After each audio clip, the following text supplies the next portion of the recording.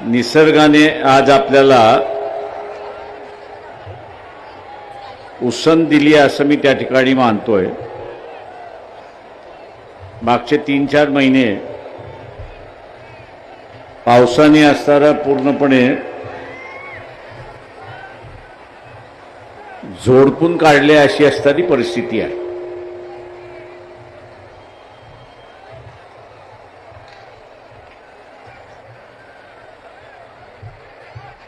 त्या पावसामध्ये शेतीचं अतोनात नुकसान झाले।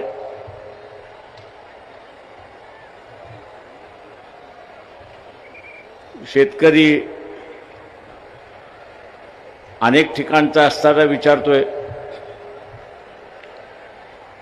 की या अगोदर आम्हाला खावटी मिळत होती, पण आता असताना खावटी मिळालेली नाही।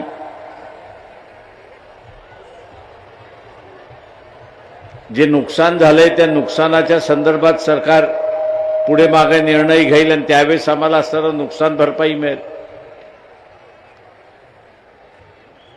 पण घरातलं सगळंच वाहून गेलं, घरातलं सगळंच भिजलेलं आहे। अंथरूण भिजले, कपडे भिजलेत, अन्नधान्य भिजले।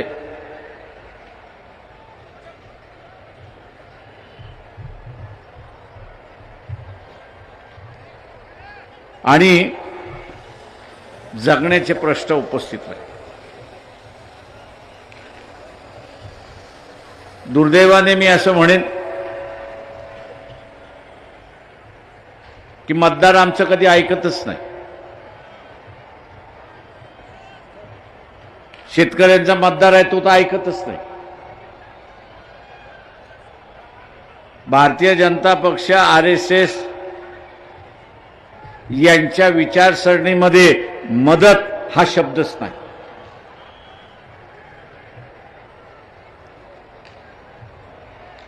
मदत हा असणारा शब्दच नाही।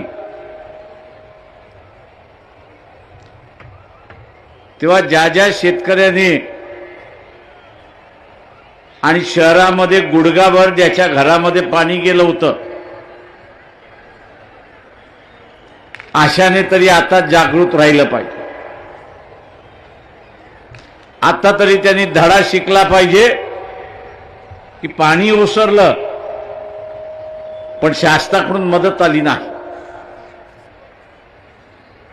शासनाने काय जाहीर केलं, आता आम्ही असताना दिवाळीला असताना मदत त्या ठिकाणी देणार आहोत।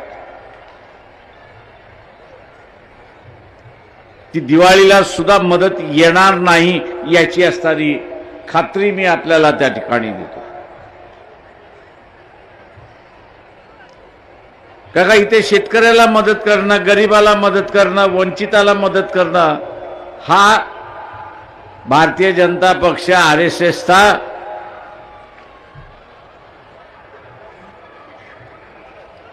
पायंडा नाही।